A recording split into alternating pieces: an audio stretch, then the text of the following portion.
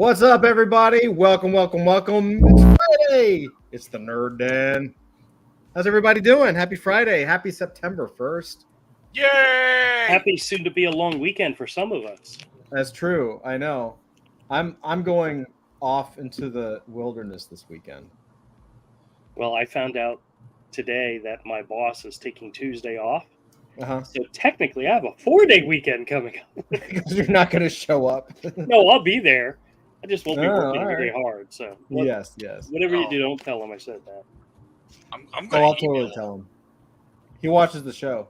Yeah, I'm sure he does. every He week. does. He watches the show. What's up, everybody? We got Avery, we got Dusty, we got Zach, and Andrew. And Andrew. Hey, Andrew.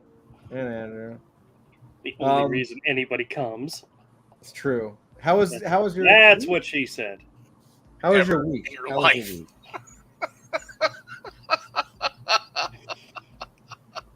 How was your week? Not too bad.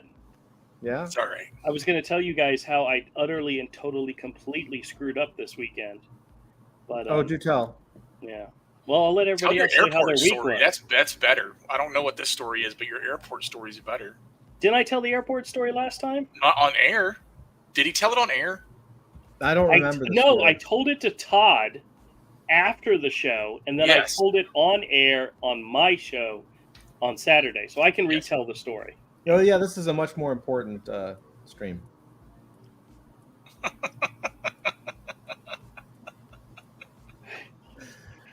So, everybody else, how was your week before we get into stories? Get everybody else a chance to talk. Dusty, where you at, man? Dusty's cooking dinner. He literally said that he was cooking dinner and that he was going to pretend like he was here. No, that's why I called him out, because he wasn't here. You That's so suck. mean. I'm so mean. I am so mean. That is very mean.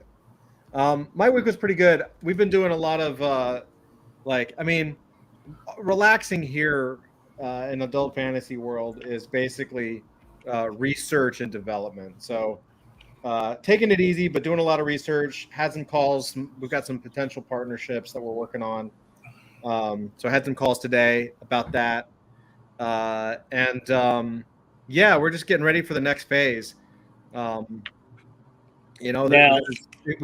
go for it. Are you going to announce when Lore Games is coming back on Thursdays? Yeah, I want to. I'm not exactly sure when. We'll probably do it next Thursday. But we got to figure out. So basically, the deal is that now that Web3 Comic-Con is over for the year, I have to finish. My next step is to finish off the RPG. And so the character side is almost done. I have all of the archetypes. I just have to polish them off and wrap them up. And then I can we'll release the character building guide that basically helps you build basically kind of like based on the Marvel handbook, like you basically can create your own character that way, like full bios. It's really good. So we'll release that first, and then I'll finish up the RPG. They're both very close to being finished. So I'm hopeful. I don't know if we'll have both of those things done by next Thursday, but we'll see. Possibly one. If I don't have it done, that's okay. We'll just maybe do a lore games and figure out some other things that we can kind of work on. You know what I mean? Okay. I think it's worth doing for sure because I miss lore games, and I want to get back to it. But that's just me. What How about does you? Dusty think? Hey, Dusty? what's up, MK? How you doing? Speak up, GM. Dusty.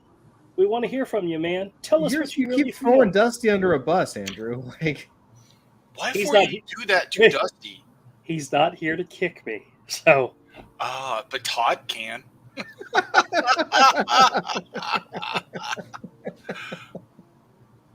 there you go. Oh, so sweet. Such a sweet man.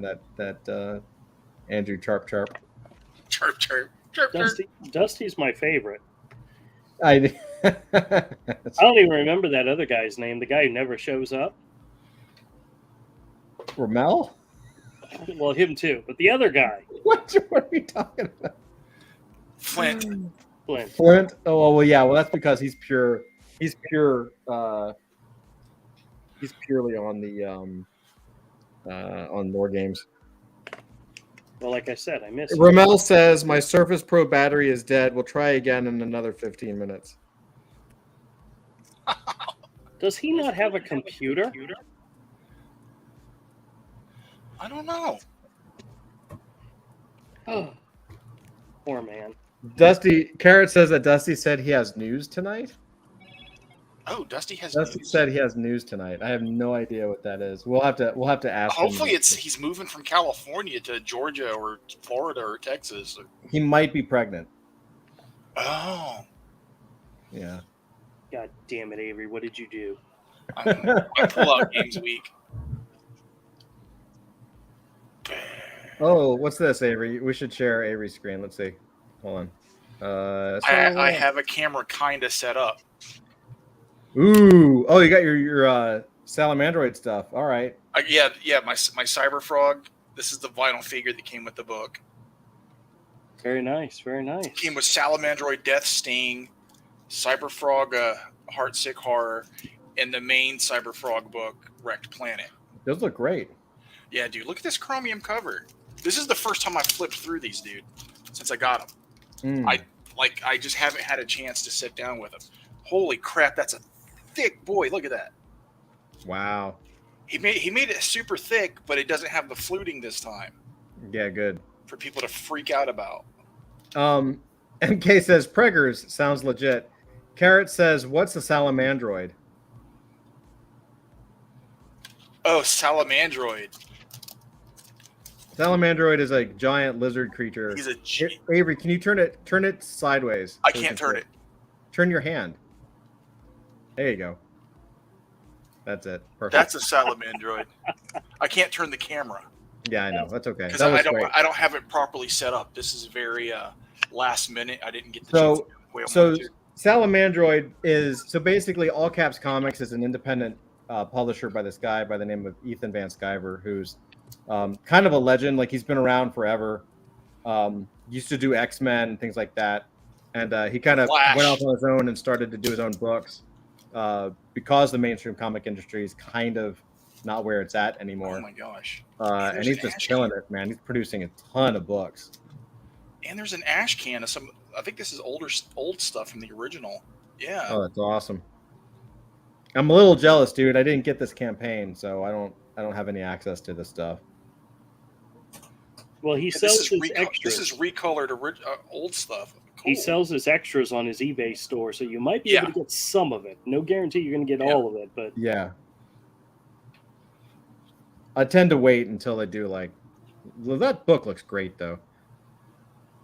Oh We got my to find gosh. out where Gatefold we got to find cover, out where he dude. gets. What's that? Gatefold Gatefold? cover. We got to find out where he gets the stuff done. Maybe I'll Canada, I email him. think. Yeah, but I got to find the actual printer because it's a really good printer. Oh, dude, apparently. it's embossed. There's like some embossing in here. Wow. Dude, he's slow as shit. He's always late. Always late. Yeah, Well, but that's because look at the detail. Like he's late because he's trying to do the best work he possibly can. Yeah. You know, he If could it takes him do a a week to monthly draw a book. page, he just takes a week to draw the page. Yeah, he could do a monthly book, but then it wouldn't be his work. You know what I mean? Yeah. And I think if you're gonna do this, if you're actually gonna go off on your own and just do this, like, Signed. why would you want to do hack work? Yeah, exactly. That looks great. It does.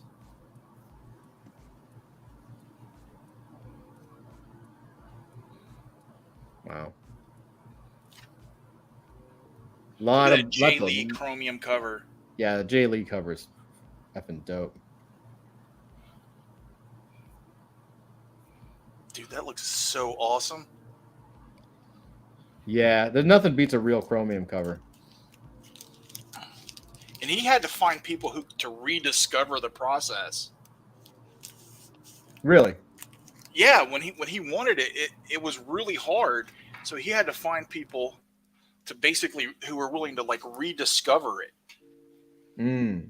Because it Well, hasn't I know- been done in so long, nobody has it like readily available. Well, I know that I believe on Cyberfrog 1, he actually used 2 printers. Yes. He used a printer for the interiors and then a printer that just did the chromium. Yep. So nuts. Oh, this is the E.J. Morgis book. Turn sideways. You bastard. You're a bastard. That looks really good. Yeah, this is E.J. Morgis' art. It looks good. Looks really good. Yeah, he's really expanding the line, the comics, isn't he? Yeah. And another ash can. Dude, he just flooded you with stuff. Yeah, and I didn't even get the big perk, the big box that came with stuff. Another ash can of older material.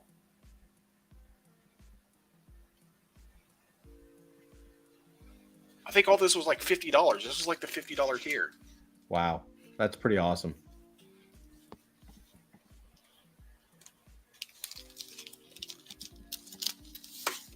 It's a lot of stuff, man. I wish I could have got the box and the Salamandroid figure, because I got the Cyberfrog figure, but I wasn't able to get the Salamandroid because I was so poor. I've got the Salamandroid. I can trade you if you want. No, I want them both. No, I'm saying I'll give it to you, but in return for, I don't know, something. Oh, okay. We'll do a deal. Okay. I got it sitting up. I got it unopened, sitting up on my shelf. Oh, very nice. Yeah. And then I went to Ollie's and picked up some stuff, and I found this. And I'm not familiar with this artist, but for $5, I picked it up. And I picked up 3 copies, one for me, one for you, one for Andrew. Awesome. Emmanuel Civielos, I'm not sure if I'm saying that right, from Checker Publishing, A Bit of Madness.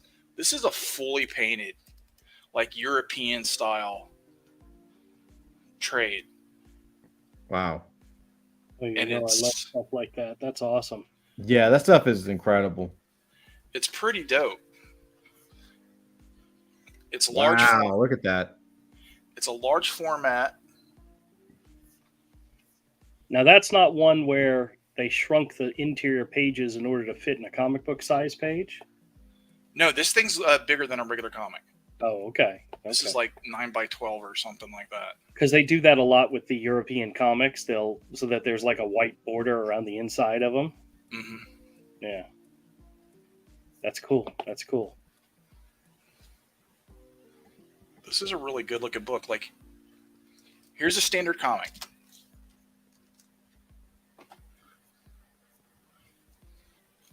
Yeah, it's much larger. Like, much bigger. Yeah. But I found this. I Excellent. thought it looked interesting.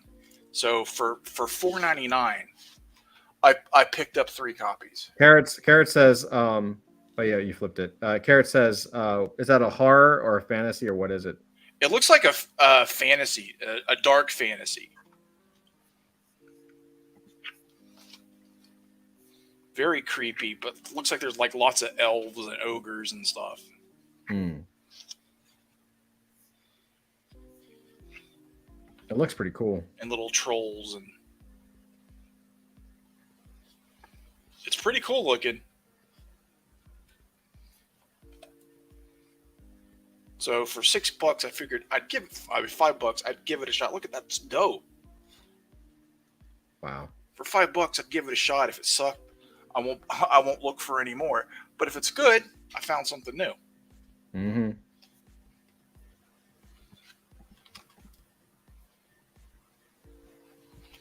Wow. And that's it.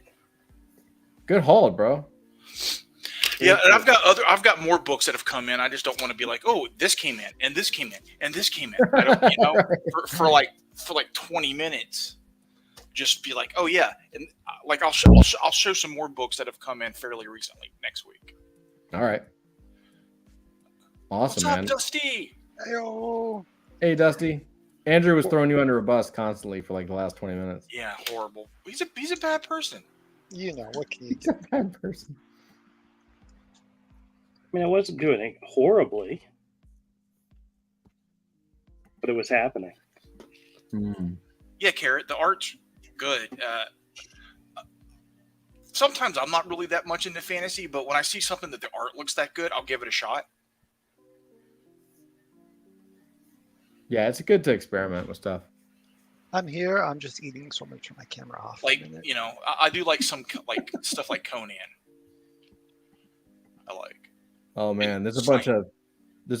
bunch of new art up for auction if you want to check out. I'm pulling some stuff up. Oh yeah, where's Kevin Smith selling his collection?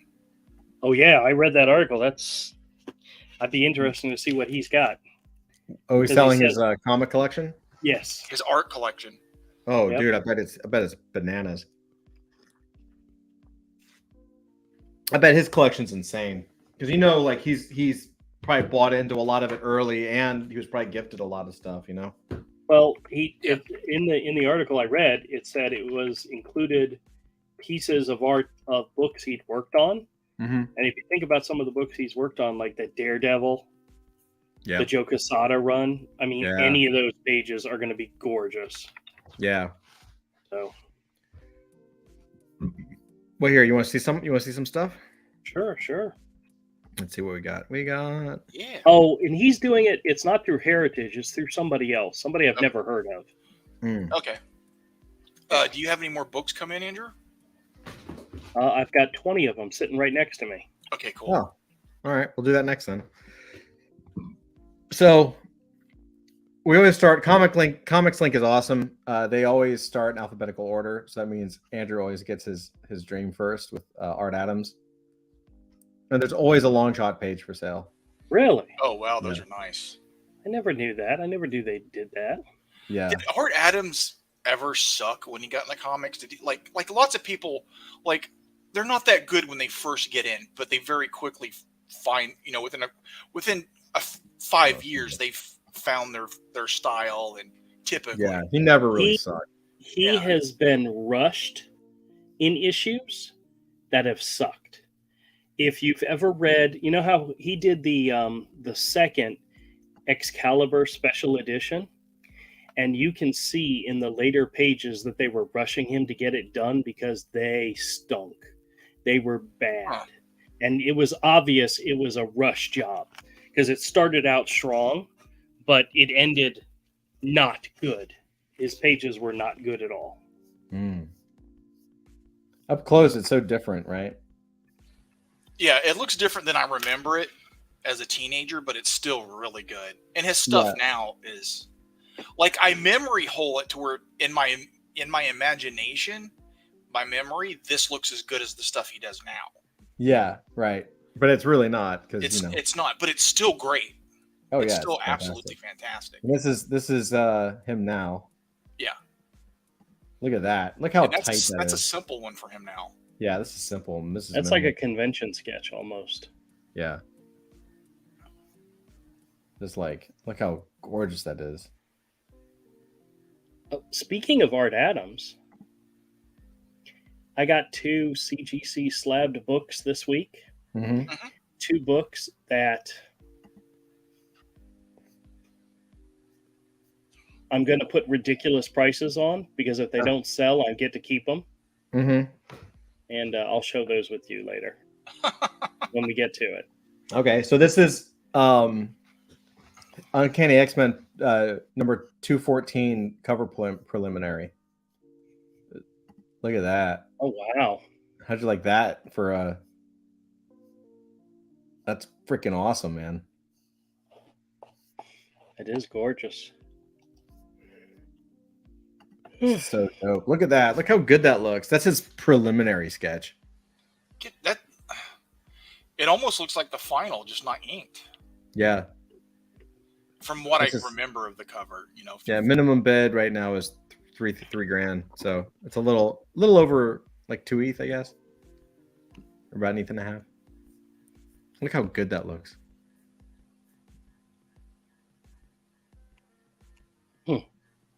So good.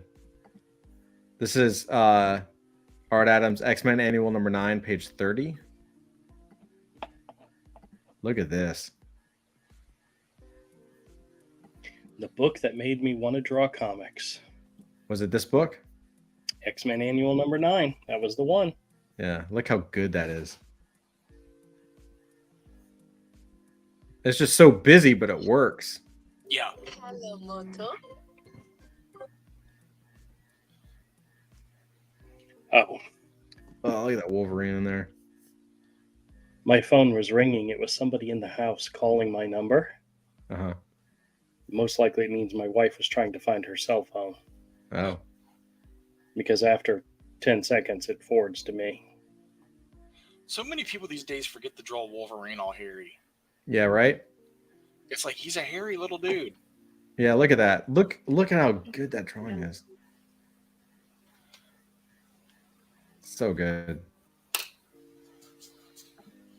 How much are those pages gonna go for it, man? Minimum bid is 10,300. I mean, it's a classic Art Adams with Wolverine and a bunch of the New Mutants in there in Asgard. So It's Right. probably gonna go for probably 20 or 30. Ooh. I know. I'm sorry, Andrew. That's a Grail image right there for me. Oh, a Batgirl by Art Adams. Batgirl by Art Adams. Oh, God, how long does it take for him just to do a background of hatching? I know, right? He just must sit there. It's gotta take forever. I've done it I know. before. It's not that bad. But His is see, I would take white out and I would do a white line around the whole image after I was done doing that. Yeah. There you go, Andrew. Trying to show me something I've never seen before. I just look at that belt. Like I love the little lines in the belt. well, you can buy it. You can add the white line, Andrew. I would. How much is it? You would not do that. It is right now. Minimum bid is 2,400 for the Yeah, scat. I'll take two. I'll take two. Oh, I didn't notice that. She's actually grabbing outside the frame too. Oh, Mhm. nice. Oh, Art Adams. I know. Chris Bacalo, Wolverine and the X-Men. I still like Bacalo's stuff. His Yeah, stuff some is of it's like- really good. Yeah. I feel like his X-Men, his later X-Men stuff, like this era, he didn't really like. There's Not no that he didn't background. care. He's just like in a vibe to get it done, you know? Yeah. Scott doesn't have a nose at all. Yeah. Dad boobs, love them both. What's up, Richard? Bat boobs, love them both. What's up, Rich? Yep. I love that black ink though. That ink is like perfectly flat. Pretty close. Yeah, he doesn't have a nose. Like, what is that? It's like in his visor. Yeah. Kind of weird. They keep doing weird stuff with the costumes, changing them up all the time now. Yeah. Every Chris artist has to put their little twist on it. Oh, no, that's this is a going to nice be good. page. This is Chris Bacalo, Age of Apocalypse. So Oh, you yeah. know that's going to be good. Let's see. Man, I would love to have a Chris Bacalo Generation X page. Oh yeah, me too. Look at that storm. That looks great. Yeah. Oh, yeah. I love that hatching in the background too. Like that little feather, like that little it's almost like a I always love this hatching. It's almost like a what do you call it? Like a mesh hatching. Yeah. And it takes for freaking ever. Well, at least to do it that precise. Like it's not random. Like they didn't do it fast. It's and then they went back in and put in the little speckles and Yeah, because those are little dots all around it is just a whiteout pen. yeah. Like Most likely it's something probably smaller, like a gel pen or something. Yeah. Yeah. But the time to go back into that and And it's all And- it's the whole page. And how much you want to bet on the page itself? You can barely see all that once they colored it. Oh yeah. Not oh at yeah, all. once you saw it in print. Yeah. But when you Which see it is in person, sad. you're like, dear God. Yeah. I like this. I'm gonna have to. This is one of those things where I'd love to like learn that technique. You know, I'd have to practice it. I've never done hatching like that. This is Jordy Bernay. I Nice. love Jordy Bernay. Like, this guy is freaking good. Yeah. Like, it's really loose, but he's classic. Like, he's just got all the stuff there. He's in the Alex Toth camp, right? Very simple, but very well defined. Yeah, really simple, but it's so fluid that the characters look relaxed, like they're actually doing stuff, you know? Mhm. And they all have like personality, which is crazy. Personality. A personality. Oh no. Some of the characters are cartoonish. Some of them are a little more realistic. Yeah, this is Torpedo, probably my favorite book of all time from Jordy Bernay. And the Toth ladies actually are worked on usually this. really well drawn. Yes. Mm-hmm. This is a violent book, man. I saw a Torpedo pinup by John Paul Leon. Oh yeah. Look at that. Like, just the brush and the ink, like, it's super quick, man. I think he's one of those guys that, like, I mean, this is kind of what I aspire. Like, I assume that he like probably spends, like, I always feel like Goran Parlov is like this, where he spends like hours on the structure and on the posing and on the actual shot, and then inks it as fast as possible. You know what I mean? Like, that is just a sketch, but it's perfect. Carrot says, you guys know an artist named Travis Charest? Yep. Oh yeah. Yeah, he's awesome. Oh yeah. We've showed some of his. You've shown some of his stuff before that was on the auction. Yep. Yeah, he's really Fantastic. He's incredible. good. Oh, this cover, I've seen. I think I have this cover on a book. Look at that. Oof. That's You see how dope that is? Like, it's fast and light, but God, it's so refined. And then his women are kind of hot, like a classic. It's more of that, that Toth, boil everything down to its purest essence and then draw the hell out of that. Yeah. But it looks like he spent maybe 15 minutes inking it. You know what I mean? Yeah. But the composition and the lighting is masterful. Mm-hmm. So he spent time doing it. He spent a lot of time working on it. I think he just like, yeah. Well, he spent decades to get good enough to do that in 30 minutes. Right, exactly. Yeah. This is Simone Bianchi. He's pretty good. His paintings are really good. Yeah. Let's see. It's a Spider-Man Venom. I want to do a painted book so bad. Yeah, no, me too. Look at this. That's pretty dope looking. It has kind of a Bisley, like a soft Bisley kind of vibe. Yeah. Well, it's the painting technique of dark to light. Yeah. The background looks great.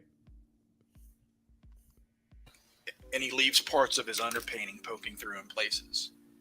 Yeah. Carrot says, I was looking into Metabaron stuff and chatting with the guy who owns a local LCS near me. He has a Travis Charest piece on the wall there. Guess he grew up near Edmonton. Yeah, I know he's Canadian. Canadian. But yeah, Travis Charest is amazing.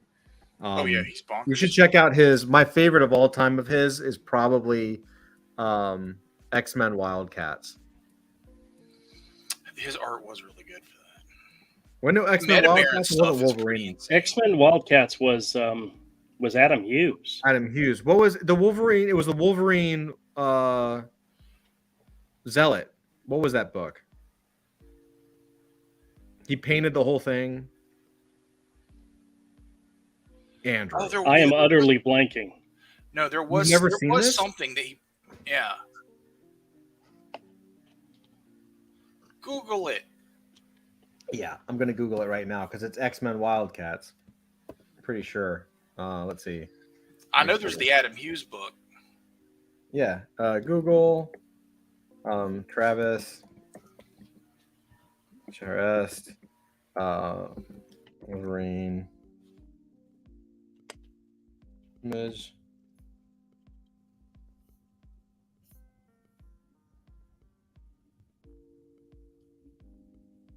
Yeah, it's well, they're just showing me clips of it. I want to see the actual book.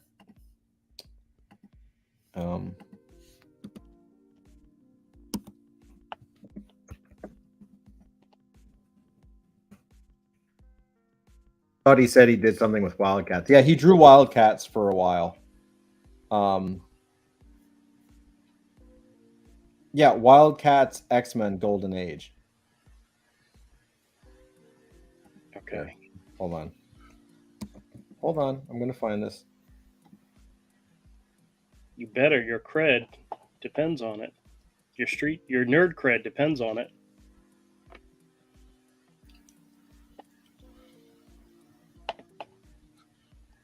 Wildcats, X-Men. Oh, that's not the right book.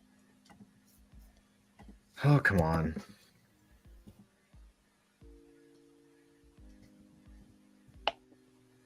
Come on.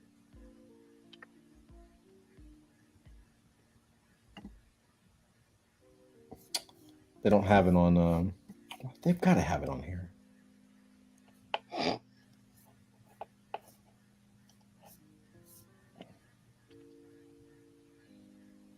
I'm looking at the cover. Oh, Carrot said the Metabaron stuff is pretty pricey. He's going to see if he can find a copy at the library or something before buying it. Is it? Andrew, it was this cover. It was this one. Wildcats, X-Men, Golden Age. Yeah, I don't think he did the interior though. Yeah, he did. He did the entire book. It's a fully Really? painted book. Okay. Look, this isn't the interior. Like, he did the entire book. It's one of the few books he actually did. Like, this is how it looks. Like, it's all gray tone and fully painted. You don't remember this? Nope. Well, I've seen the cover before, but I remember the Adam Hughes one more than anything else. Oh man, I like this one way better. Let's see if I can find. Let me see if I can find this really quick.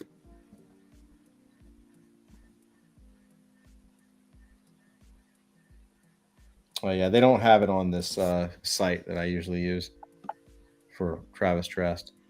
But yeah, he did the whole book. He did the interiors. It's gorgeous.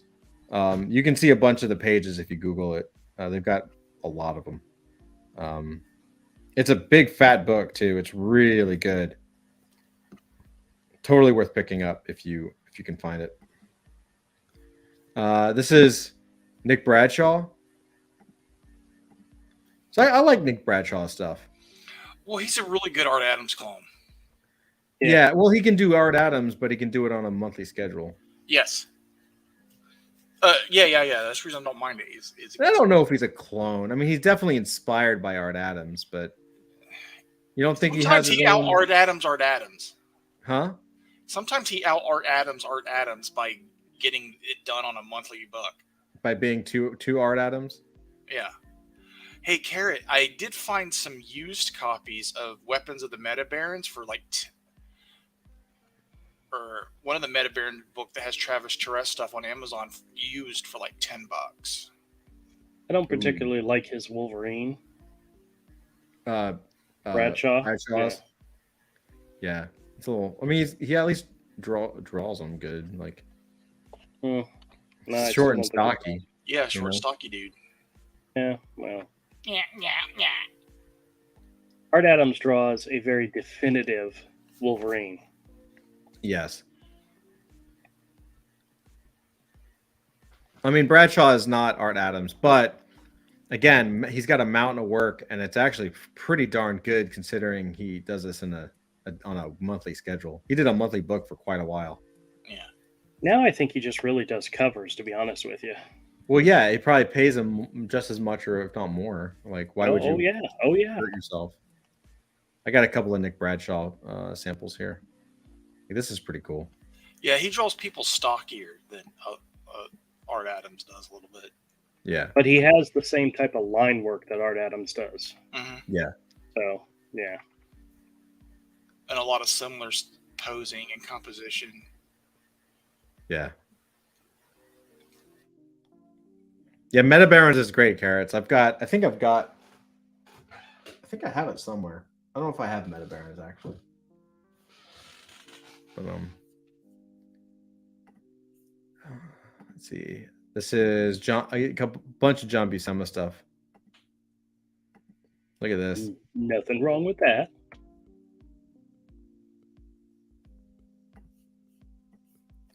There's a new AI tool out that's free that actually does logos. Oh, Todd. Yeah. I got one of the comics that got traded into me is one of these beat up old ones that you'll love. Yeah. It's a Jack Kirby drawn Captain America and the Falcon issue number. Oh hell, I don't know what issue number it is. Wait, I gotta see. I like the idea of the Falcon, by the way. The Falcon, yeah. Issue number 208. Let me just show you. It doesn't have a cover. It's missing the cover. Okay. But check this out. Oh, it's so Falcon. dope, dude. Oh, That's page 2 and 3. That's the double page spread. oh Did Kirby invent the double page spread? No, I don't think so. And then this is the last page. Oh yeah, I love it. But Fuck yeah, me. it's all Jack Kirby goodness, and I'm gonna put it aside in your stack. So Let's go, man. I'm yeah, down. Put it in his stack. I'm down. Here's you're still highlighting me. I know. Because you're pretty. I know. You look like you were drawn by a drunk John Buscema. A drunk John Buscema would still look awesome. So thank you. Probably. That's a compliment. That's a compliment, It is bitch. a compliment. It's a compliment. Like if John Buscema drew you now.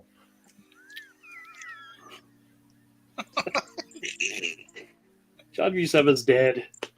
Oh right, yeah. That couldn't have possibly been the joke that I was making. I know. Well, I was explaining it to people in the audience who might not know that. Oh, that's great. Look at this. So I always thought that my all-time favorite John Buscema inker is Tom Palmer. Mhm. Like this to me is like the ultimate John Buscema stuff. That's nice. I like it. Oh yeah. Look at that hand. Look at how brushy it is.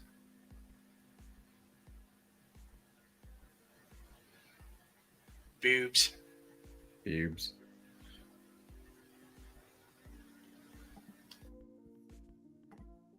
This is John Buscema Wolverine. Oh, those are the Best, so right? good. Look at that. It always amazes me how, like, you see it in the comic and it's so, like, sharp and clean, and then you see the original page, and it really drives home how old these pages are. Right?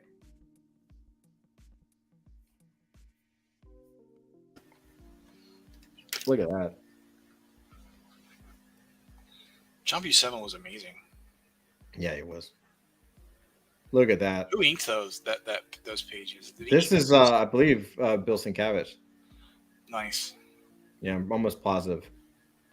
Like, look at that pose for Wolverine. He's on the ground. Like, I have the edition right here. The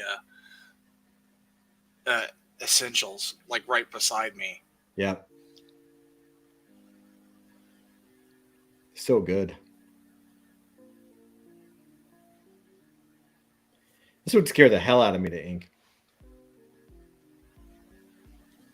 I don't know if I could do it.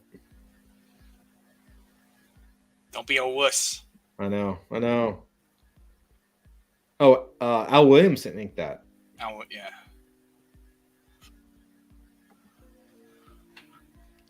This is and Joe Sinnott. I think Joe Sinnott was probably the other one. Like, Joe Sinnott is probably my all-time favorite artist. I mean, outside of Romita Sr., like, Joe Sinnott was the inker, but he added so much volume and he just really understood how to do this stuff.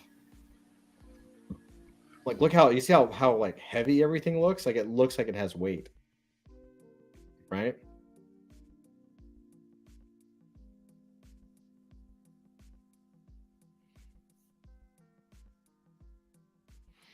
Just excellent.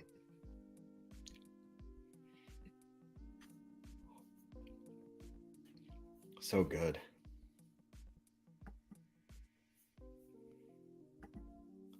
One more John Buscema.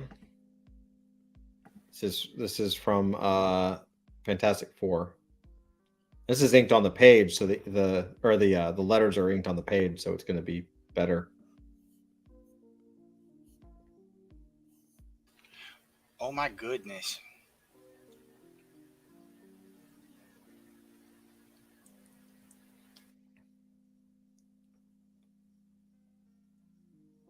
God, that lettering is so classically good.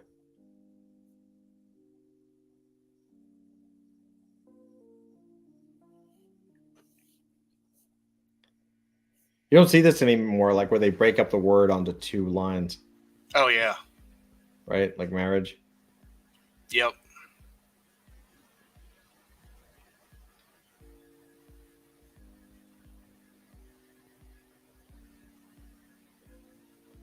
God, that ink line, dude, kills me. It's such good work.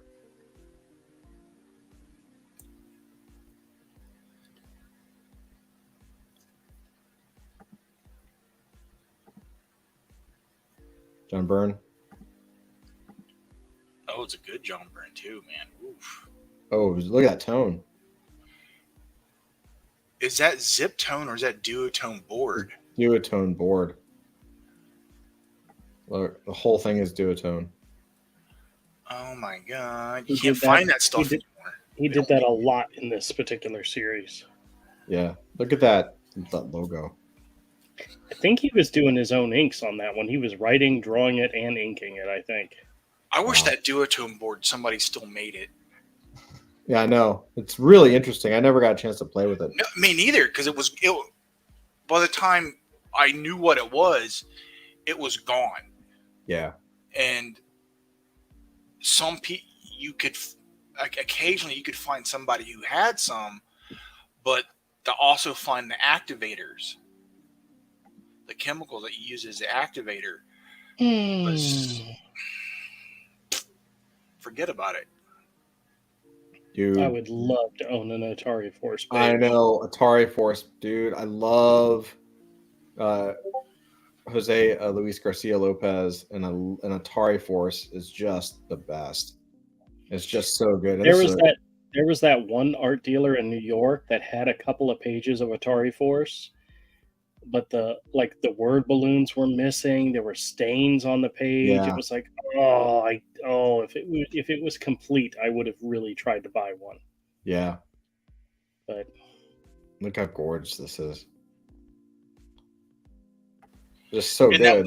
that one character clearly became inspiration for Zealot. Yeah. The main lead female. Yeah. Yeah. This is just such a good page, man.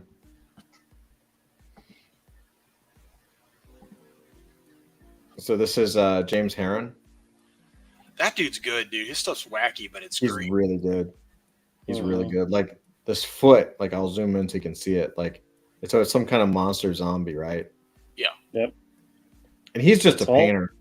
It's all brush, splatter, and Yeah. he goes all out on his pages. So Yeah. This is, again, I aspire to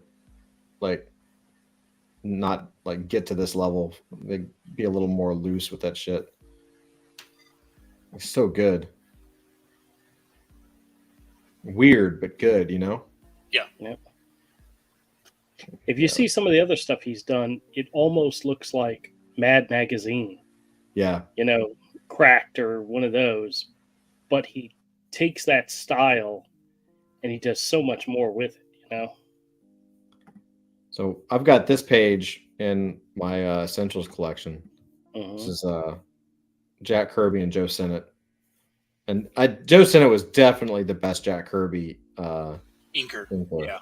Yeah, absolutely. Yeah. Bar none, right? Look at this page. Look at that.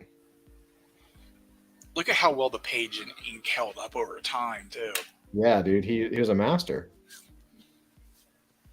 This page is mint condition. It's just primo. Wow. I wonder how much this is going to go for a lot because I think that's an Agatha. That's the first appearance of Agatha Harkness. Think about the horror stories of like leaks in the office at the Marvel office, and them using Jack Kirby originals to soak up the, you know. Yep. Yeah. God, dude, just idiots. So this is a 1991 image, so kind of late Kirby, but you got it was drawn by Kirby and one of his inkers, and Stanley got to sign it too. So it's pretty cool. That's cool. That's really good. Of course, Stan Lee signed it. Took credit. Well, fans put it in front of them, you know. Yeah, I know. even though, Stan Lee had nothing to do with the creation of Captain America, but Stan would sign anything you put in front of him, I think. Yeah, he would sign a Batman comic he put in front of him. So this is I wanted to kind of look at this. This is this is actually Joe Kubert, but this is 1945, so early Kubert. Still pretty good. Yeah, but totally different, right? Like not the Joe Kubert that you know. No. Right? It was the style of that age, you know, where the word balloons like took up half the panel. Yeah, look, the hussy. The hussy.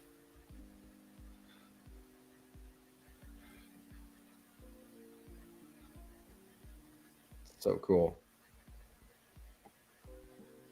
Let's see. Almost done. With the hussy?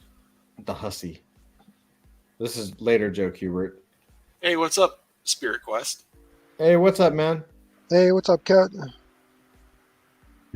Evening. Yes, this is like a little later on during the war comics. He was really well known for the war comic stuff. Yeah, dude. Well, Look how classic that is. Look at that Sergeant Rock looking thing. Carrot said he went from 0 comics to almost 200 because of you jerks. He dropped $100 last week. It's easy to do. It's dropped $100 last week. Yes, let's do it. Mission accomplished. Oh, that is that. I think Dusty actually has some news on that front too. What? Well, I didn't buy books, but I read books. I finally had some time off. Nice. And so I finished The Dark Knight, which is very depressing by the end of it. It's very good, but it's it's a lot. Mm-hmm. Well, whatever you do, don't read The Dark Knight 2. Yeah, don't read the sequels. Okay. Just let Sequels it be. don't exist. Yeah. And then I read The Long Road Home from, I guess, Stephen King. And I didn't get the story, maybe because I didn't read the other things, but the art is phenomenal. Yeah. It is like so good. Yeah, the Dark series, the Dark Tower series. Dark Tower one? Yeah. Dark Tower, The Dark Tower is a lot. Like, it's a lot. So just to read a part of something associated with it would be confusing, especially since it ties to so many other things he's written too. That's understandable. Like when I was a kid and I read it, I was like, what is this gibberish they're talking about? They're talking about a turtle and what? This is ridiculous. What is this? Then once you've read all the Dark Towers and I reread it, I was like, oh, I know what they're talking about now. Yeah, I had a hard time following what they were talking about. Yeah. But the art is so good. Yeah, the Dark Tower series is sort of like his Lord of the Rings, but it's like a Western mixed with fantasy. It's weird. But it's good. It ties together. It sort of ties into a little bit to a lot of his other books, like The Stand, and a whole bunch of Hearts in Atlantis, a whole bunch of stuff. You see in this early Jim Lee X-Men? Mm-hmm. That's pretty good. That's like Golden Age Jim Lee. Yeah, super loose, right? Like you don't really notice how loose it is until you're looking at it like that close. Carrot says, a Spirit Quest, Ket says, hey guys, up late. Love seeing the art. I have so many books to read up. I'm reading The In Call at the moment. Awesome book. I've yet to read Dark Tower. Incall is awesome, man. Mobius is the shit. Carrot says, Dark Tower is loved by some people, and I love King stuff, but it can never get into it. Yeah, I felt the same way. Like I tried, but I couldn't really catch the vibe of it. But I kind of figured it was just my taste. And one of the kickers about the Dark Tower book is when you read the first one, you hate Roland because of what he does in the first one. But you start to like him again by the third book. And after the third book, the series is really rolling. And he brings the kid back. But it ends horribly too because the character you like the least gets the good ending. Of course. Very Stephen King. Kat says book-wise, I'm reading Stephen King's book on writing. Dude, I want to read that. I hear nothing but good things about that book. Just except for the ending part. He doesn't write good endings. What's that? He doesn't write good endings. Oh yeah. Well, the on writing is like about his work process. Yes. I would listen up to everything he had to say until you got to where he talks about ending books and I just disregard. So on the trip to Aruba, Jen and I each bought a book from the bookstore to have something to read on the plane. And I actually picked a Stephen King book. It's a new book called Fairy Tale. And I'm only like 50 pages into it because I'm a slow ass reader. But it's still all set up for the story. But it's good. It's interesting, but I don't know if I'll probably never finish it. It's a huge book. Yeah, I know. I don't know why I decided that would be the perfect book for a 3-hour plane ride, but oh well. Audiobooks are the best for stuff like that. Yeah. Carrot said, did you enjoy Inkle? And he's talking to Kat. On Writing is a fantastic book. Yeah, I got to check out On Writing, and I liked Inkle. Inkle's pretty good. It's not like it's European. You know, like was he French? Gard is French, so it's not like reading. It's a different style of writing, so you just kind of have to vibe with it. It's kind of like a tour as more than a like deep story, if that makes sense. It's like a tour of a world and a kind of an idea, but it's really good. He says, I'm halfway through the Inkall. It's awesome, though. I've got Holy Mountain Blu-ray to watch. Jodorowsky is out there. Dude, you're going... Jodorowsky and Mobius is like peas in a pod. Like, they did so much stuff together. So you're right in the mix. Karis, once you start spending... I think I'm good for a few years. Yeah, for sure, man. Yeah, where did Andrew go? Wait until you get into artist editions where you're artist editions will kill you, man. Wait till you're dropping $150, $300 a pop. Yeah, for artist editions. God, well, I think that's a very specific nerd, though. Yeah. Did Andrew leave? I maybe he had to go poop. No, I was just eating something. Oh, I thought you had to poop. Sorry. So this is interesting. I've never seen this before. This is a sketchbook circa 1989. 64 pages, I believe. It's Jim Lee's sketchbook. Oh, wow. His actual sketchbook or like this? Yeah, no, this is his sketchbook. This Jim Lee sketchbook that is thought to be from the late 1980s has 69 pages with various sketches. X-Men, Black Widow, Punisher, 90s outfits, Daredevil, Invisible Woman, blah, blah, blah, blah, blah. Now, here's what's crazy is that it's really a strange... it's really strange. So let's look at it. Remember, he was drawing Punisher at the time. Okay? Was this his sketchbook? Look at this.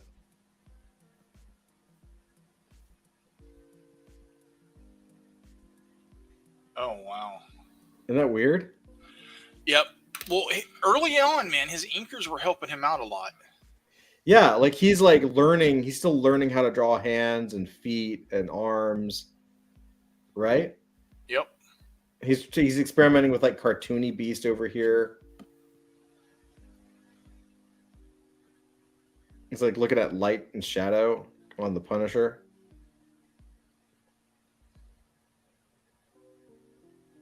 That Black Widow is pretty cool.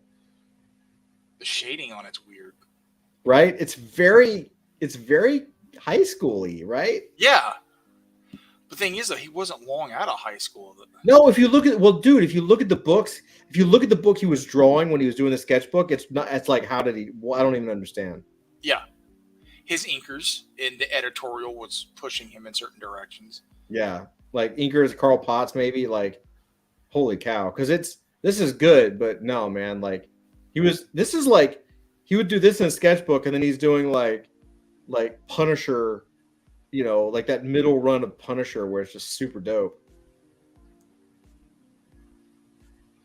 But you know what? My sketchbooks aren't full of gold either. This has got to be a really early sketchbook. Yes. Like high school.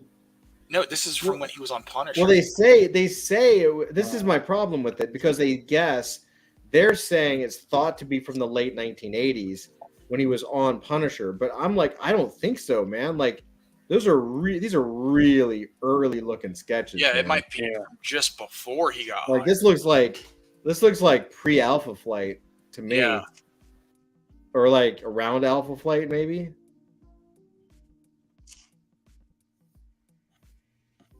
I mean, look at that one on the left. Right? Well, the pages before had Archangel. When was Archangel first introduced? That was X Factor. Yeah. Hold on a second. Let me see when that was done. And then see when he started, what his first book was. Because his first book was Alpha Flight. Yeah. Like 20 something. Yeah, that's what I'm saying. Like, these don't look pro to me.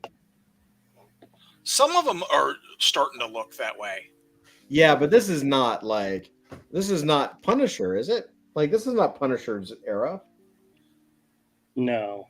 This looks like just before. I know. I think they have it wrong. They're guessing that it's late 80s because it's got the Punisher and he was about to go to X-Men, right? And there's Punisher and X-Men in here, but I don't think so. I think this is earlier. You know what? The sketchbook may be a sketchbook he had laying around for years and years, didn't draw consistently in it, and that might be why some of these drawing skills, like this drawing and the very first drawings, are radically different and radically improved. Yeah. That's even way better. Yeah. So this sketchbook may be a sketchbook he had laying around the house. Although that shading on her body right here is that Black Widow shading. True. Okay. But the anatomy and everything isn't.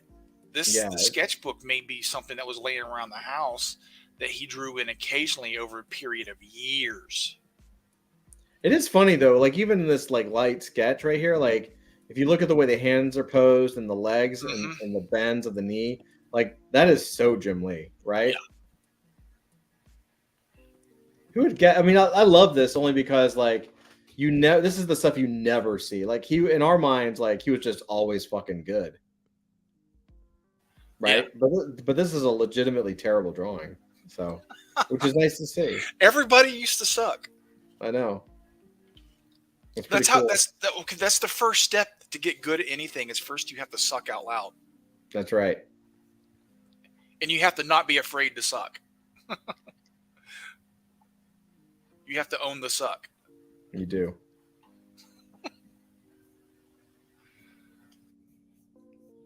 Rick Leonardi. Ooh. From Cloak and Dagger. Cloak and Dagger. I love those books. They were so like a lot of people shit on Cloak and Dagger. No, it's super good, man. I liked that Rick Leonardi stuff, man. I've even seen issues that were Mike Mignola and Silvestri. All right, that Archangel first appeared in X Factor number 24 from January of 1987. Jim Lee's first work at Marvel was Alpha Flight number 51 in October of 87. So it's possible that sketchbook could have been from 9 to 9 months before he started working in comics. Yeah, it's got to be 87, 86. It got to 87 because of that Archangel. It's not 89 though. It's not like X. It's not. It is not Punisher. It's not the same artist. Yeah. Yeah. It's just as he was getting into comics, or while he was just before or right Before after. he broke in. Yeah. Which is pretty cool, man. That'd be a cool thing to own. Like Jim Lee's sketchbook before he was a pro. Oh yeah. Even if the art sucks in it, like, so this is pretty cool. Do you know what this is? It's a Rob Liefeld what if. Yeah. Oh, what if Wolverine was Agent of Shield thing? Yeah, Yep. done by inked by Scott Williams. That's why it's so good. You know, I Yeah. hate to say it, but I wonder if Dan Green original pages are going to start hitting the market soon. Maybe, yeah. You know, he passed away, and Yeah. he probably has a collection. Oh yeah. Well, you know, this is the kind of thing when I see this stuff, like, it really makes me realize that like Jim Lee just got really fucking lucky. Like, I know he's talented and he's certainly good, but like this is Rob Liefeld, and it's like the best Rob Liefeld ever Yeah, because of Scott Williams. because of Scott Williams. You know what I mean? Yeah, Scott Williams definitely played a part in Jim Lee's style. And, 100%. and how he developed. And once he found that, he very rarely deviated from using Scott Williams. Yeah. Joe Madureira. During his mega manga style days. Yeah, these were great. Look at that great anatomy on that. Yeah, Joe Maduro was another one who got broke into comics by copying Art Adams' style. As a matter of fact, some of his earliest works were pages or in issues of X Factor, where he was drawing characters who Art Adams had drawn in previous issues, and he was bringing them back, and they hired him because his style looked like Art Adams, and they didn't have to pay him Art Adams money. And he developed his style. Frickin' A. Erase everything I just said. I was thinking of J. Scott Camp. No, was I thinking of Joe Madureira? I don't think so. I mean, Madureira was a intern at Marvel. Yeah, but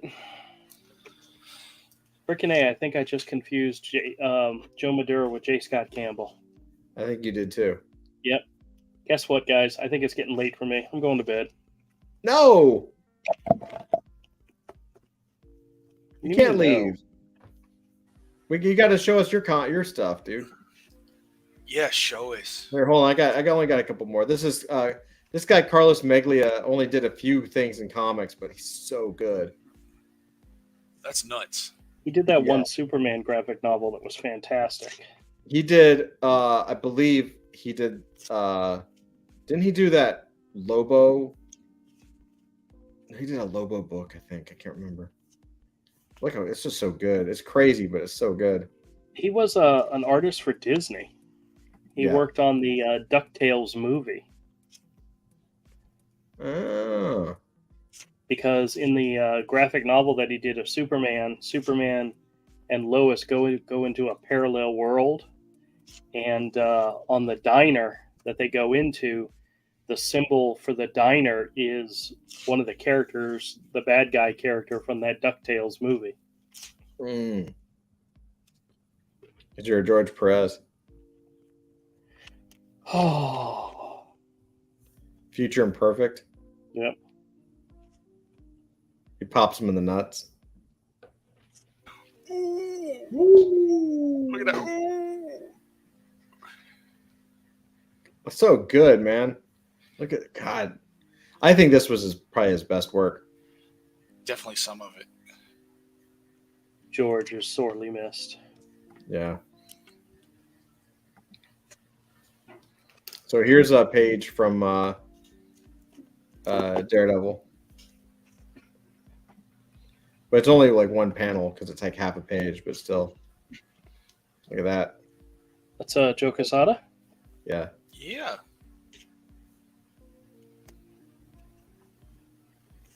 Great hand. That's what she said. What? doesn't make any sense. I miss this style of Joe Quesada. Oh yeah. He got too tight. Okay. So this is a John Romita cover Nice. with Quicksilver. Look how everything is so nice and inked. Oh god. And this thing is going for like $200,000. Wow. Look great.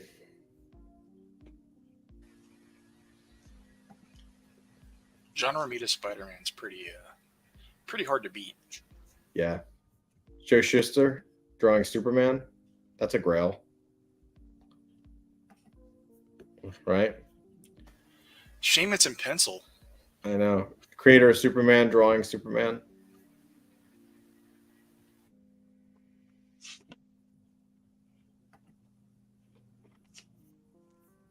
That's a grail to me, dude. I would love to have that. How is Oh, yeah. somebody selling that at an auction? I do not know. How much is it going for? 2,100 right now. But that's a great image, you know. I wonder if it's a very small piece or like if it's on a napkin or I something. bet you know? it is. It's 7 by 10. Oh, okay. Right? A little over 2,000 seems a little. What do you think? High or low? Low. Yeah. Yeah. It's not a great drawing. It's just who did it. Yeah, it's got 5 days left. It'll go up. I mean, it'll probably be double that. It's like, is it drawn on tissue paper or something, you know? Maybe. Something that's going to fade away in a few years. Do you know Chris Stevens? Yeah, he's a good artist. Dude, this is amazing. Dude, a lot of that's Copic. Really? A lot of his stuff is Copic with colors on top, and I forgot what kind of paint, but like paint on top of Copics, and Look at this thing. yeah, he's awesome. You got someone signed it. Stan Lee signed it. Of course he did. Jeez. Yeah, this dude's insane, dude. What he does. Yeah, this is crazy. What he does. Some of his stuff I've seen is he does like full grayscale and Copics, and then paints and stuff on top of that. Wow. Yeah, because this is crazy shading. Like, this is bananas. It's really good. I think it might be Gouache Yeah. on top of Copics. I'm not sure. I know Gouache on top of what's that? Those other markers. A question. So Stanley signed this. Did he have anything to do with this? He created Star-Lord. Okay. Like, But the other one we looked at. Did he create Star-Lord? I mean, I guess not. No, I don't think. I he did. honestly don't know. Hold on a second. Stanley So the will answer is sign probably anything. not, but it doesn't matter because Stanley just signs everything for Marvel. Yeah. So does that hurt the value or help the value? It increases it. Does it? Star-Lord was created by Steve Englehart and Steve Gann. Yeah. Character first appeared in Marvel Premiere number 4, 1976. It's Stanley. But yeah, trust me, Stan Lee throws his name on everything. There's another one, and I think is this one signed by Stanley too? No, but the same guy. Like, this is just gorgeous, man. Like, that's Copic. I think. I can't tell. But absolutely gorgeous painting. My metal is dope. Golly, man, he's really going to town at it, isn't he?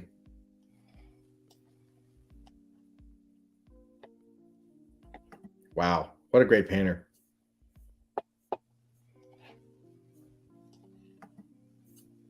All right, one more. Best for last or something different. Batman painting by Kent Williams. Oh, sweet. Look at that.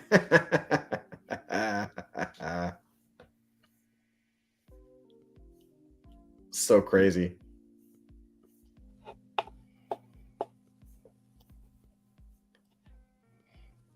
Oh, he did that like, is that 23? Is that this year?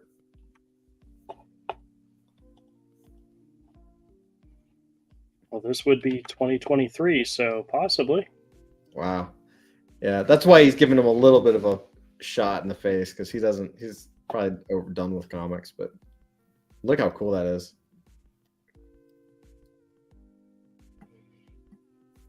What was this? This year, yeah.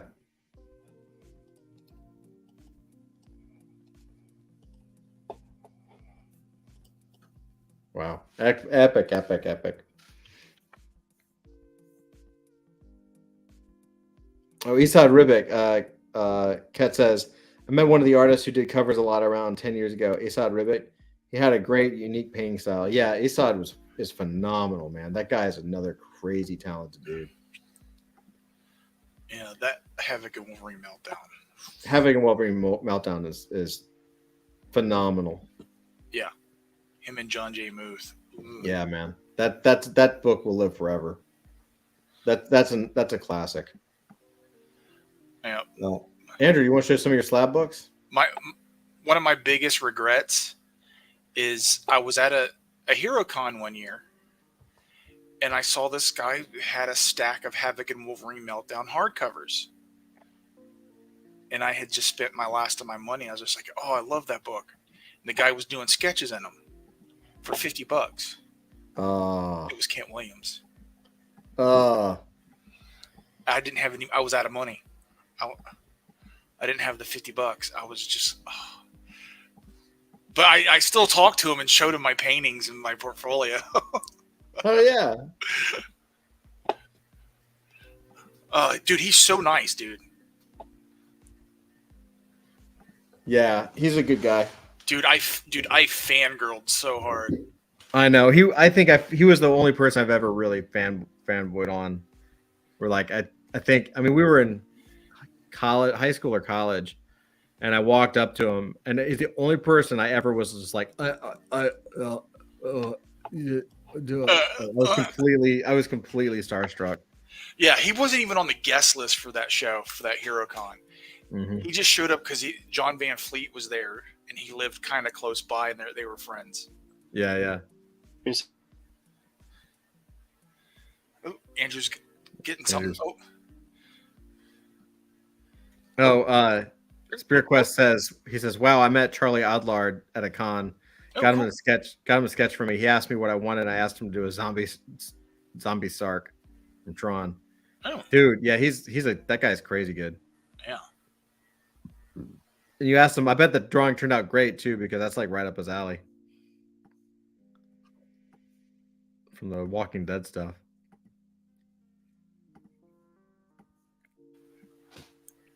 He didn't know who Sark was, Ket says, which I was shocked, so I pulled out a pic. Yeah, I can see that. I bet the drawing turned out great, though. Oh, yeah.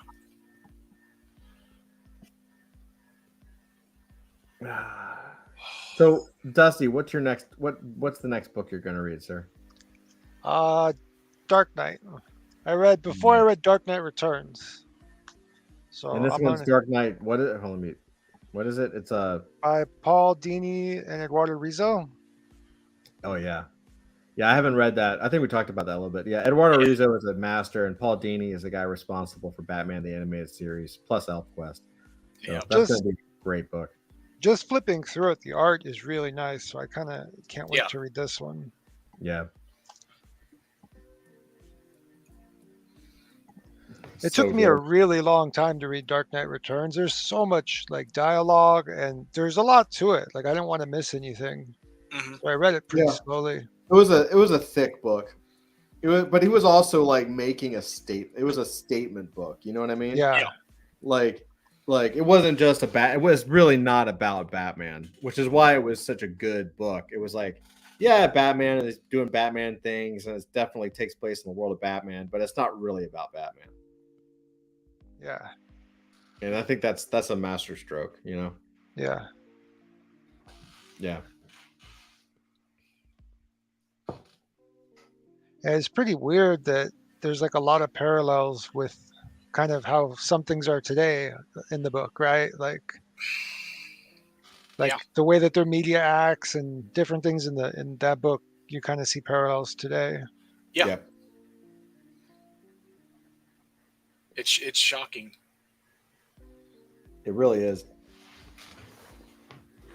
So I want to show Andrew- you guys two things before I let's get see. into the comics, okay? Okay. Okay. So the other day I went to the store and I picked up the latest issue of Marvel's previews, Okay. right? And then they also had the next one out. So I went ahead and picked them both up.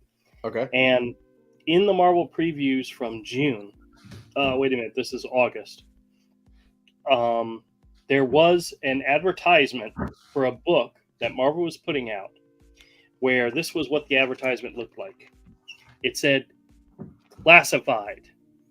No Okay. cover, no title. All it said was issue 3 of 4. And the previous two previews had issues 1 and 2 with classified on it.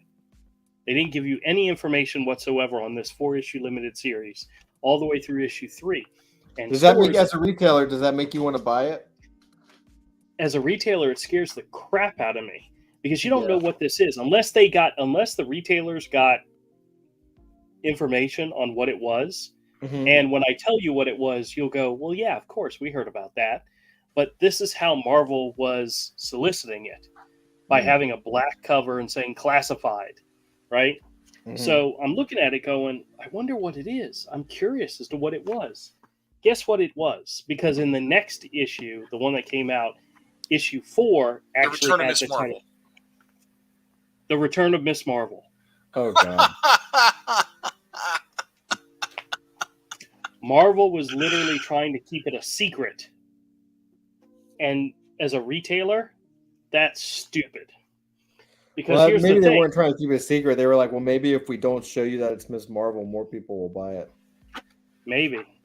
But here's the other thing. So I've been buying a lot of stuff on eBay lately because I've been having a great time looking for stuff and buying stuff. And I noticed that a lot of people are willing to bid on books and buy books solely for the covers. And what I mean by that is, if you think about it, a slab book is perfect for displaying and putting on your wall or something like that.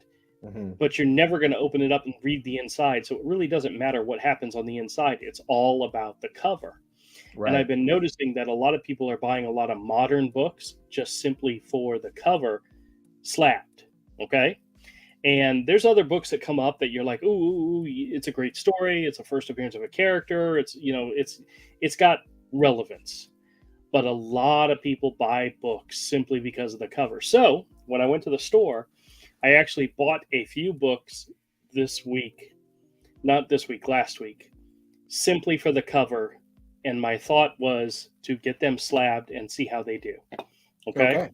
Mhm. Now, one of them I've showed to you guys before. The other 3 I just bought this week. Mhm. But these are all ones that I really like the covers. And the funny part is, two of the 4, the covers had absolutely nothing to do with what's inside. Cool. Okay. But the first one, and then somebody traded in some comics to me, and 3 of the issues from that set I want to get graded simply because of the covers. But the stories and the art inside was actually really good. But I'll show you the covers and you'll see what I'm talking about. The first one was this variant cover for Hawk Girl #1. Yeah. By the way, if you read the comic, it absolutely sucked. It was really bad. But that's just a gorgeous ass cover. Okay. Next one, this is the one I bought this week, is Amazing Spider-Man, and I hate to say it, but 1 was DC, 1 was Image, and 2 were Marvel. This is the Amazing Spider-Man Annual #5, and Black Cat does not even appear in this issue. But it's a great variant cover, so I'm going to get it slabbed and see what I can sell it for. The next one is Venom #23. Oh, This boy. is Black Widow is getting ready to become the new Venom. Oh god. It does not happen in this issue. It happens in like issue 27. but they've started to put her on covers in order to try to help sell the books. But yeah. Yeah, all right. Next one. This is probably one Todd probably would have picked up, but this is Battle Chasers number 12. But I picked it up simply for the cover. It's an Art Germ Red Monica cover. Oh yeah, the Art Germ cover is really good. That's yeah, pretty these dope. are all How's good. the artwork inside?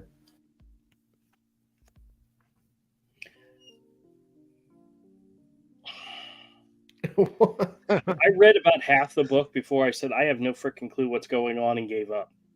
So I don't know. All right, so these are the three that were traded into me that I love the covers, and I'm going to have them graded just simply because maybe I'll even keep them in my collection. But this is the Cimmerian, the Frost Giant's daughter from Ablaze Comics. This is the alternate cover for issue number 1. I don't know why, but that just screams something to me. And the other two I have are actually issue number 2 from the same series. Just That's something cool. about redheads in comics. I don't know. And then this is the other one for the issue 2. That's She pretty looks cool. cold. Yeah, she does, but in the story, she's not. Oh, For some reason, she's really into the cold. okay. But actually, I don't even think she's real. Oh. The way she acts in the story, in the comic, I don't think she's real. I think she's a figment of Conan's imagination in the story. But comics, ready to check out some slab comics? Yeah, let's do it. The first Yes. 5, I'll showcase them with you. Do All right. it. Do it now. None of these are going to impress you guys because No. you guys are like hardcore, awesome people. These are a lot of just really cool looking comics that I bought at good prices. So we'll see what happens. This is Spider-Man 2099 Dark Genesis number 1. Speaking of Nick Bradshaw doing a good version of Art Adams, this is one of those issues. That's great. He did the cover. Yeah. It's a 9.6, so it's a modern book, a 9.6. That's not bad. That's not great, but that's, somebody's going to like it. This one I bought because I think Jimmy Chung is an awesome artist. This is Scarlet Witch Annual number 1 with the Jimmy Chung variant. It has a 9.8, so That's pretty good. Good quality. Yeah, but it's good stuff. It's the variants that people are into a lot of times with these books. Yep. Speaking of Scarlet Witch, this is Strange Academy Finals number 5. This is the Scarlet Witch alternate cover. The Scarlet Witch. Now she is actually a character in this book. I think she's actually a teacher at the school. So I mean, her appearance on the cover is not just to sell comics. Now this is one I bought as an investment book. This is Champions number 1. This is from Marvel Comics from 2016. This is the Humberto Ramos comics. Mark Waid actually wrote it, which kind of sucks. But it's Miss Marvel, Kamala Khan, Spider-Man, Miles Morales, Nova, Hulk, Go-Gurt Hulk, and Viv Vision, and what's his name? Cyclops, the young Cyclops. But this is Champions number 1. Go-Gurt Hulk. That's one of his nicknames is a Go-Gurt Hulk. Yeah. But this was one of the ones that was this lineup of characters was rumored to be either another movie or a Disney show. So there was a lot of people clamoring for this issue when it was first announced. I don't know if the demand's still there, but this is a 9.8 copy. So, if it doesn't sell, I would gladly keep it in my collection. Next up is Dark Knights Dark Death Metal Legends of the Dark Knights number 1. It's a one-shot. This one is actually a key issue because it is the origin and first appearance of the Robin King. If you've ever seen him, he's really a disgusting version of Robin. But it's got the Batman Who Laughs on the cover, and it's a 9.8 issue. So as an investment book, this is another one that's a potential investment book. So, and I'll put them up in the store for. Are they still milking that metal thing?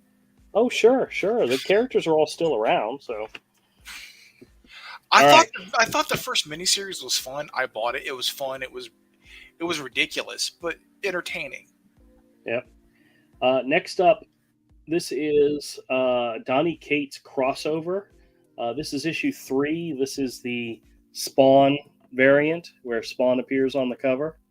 It's a 9.8 copy, so it's a decent copy. But that's pretty cool. I don't know if this series. I had heard there was a demand for it when it first came out, and then it kind of fizzled. So I don't know if it's going to be worth anything, but it's a 9.8 and it's got Spawn on the cover, so it's worth it. Let me make sure I grab the right one here.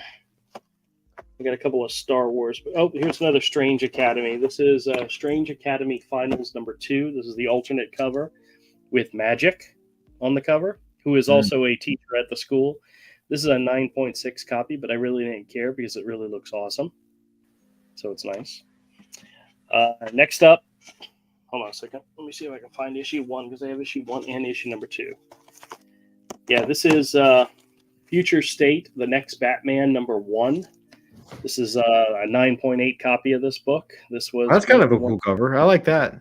Where they introduced the what's his name? I think it was I think it was I forgot what his first name is, but his last name's Fox. I think that's where his son takes over as Batman, or for some reason, yeah. And this is issue number 2. This is the variant issue for number 2, and you can see him there with his mask off. So it's a black spider. It's a black Spider-Man. It's a black Batman. Mm-hmm. So yeah, that's it. But I got issues 1 and issue 2. So, Future State. I was going to say something really bad.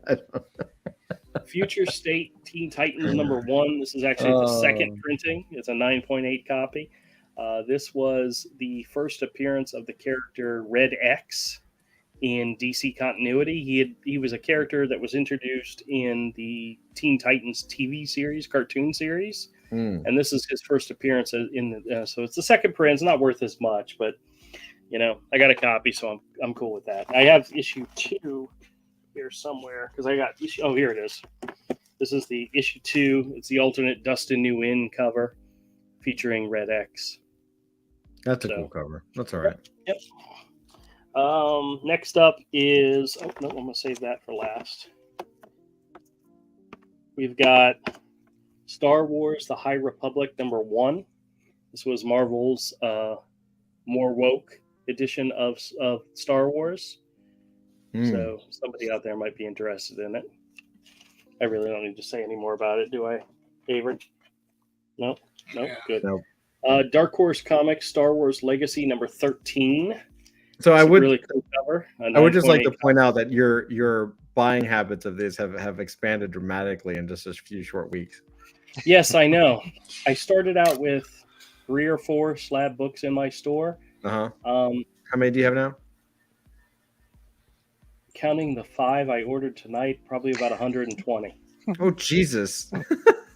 That's within like 3 weeks, dude. Yeah, I know. I've got a problem.